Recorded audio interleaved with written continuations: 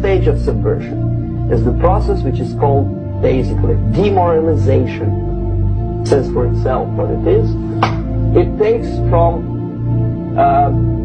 say 15 to 20 years to demoralize a society. Why 15 or 20 years? This is the time sufficient to educate one generation of students or children. These are the areas of application of subversion. What it means exactly?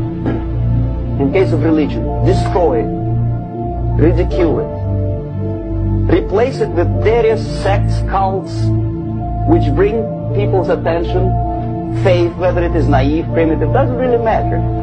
As long as the basically accepted religious dogma is being slowly eroded and taken away from the supreme purpose of religion, to keep people in touch with the supreme being, that serves the purpose. Education. Distract them from learning something which is constructive, pragmatic, efficient.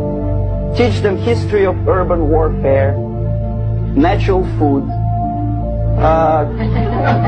home economy, anything, long as it takes you away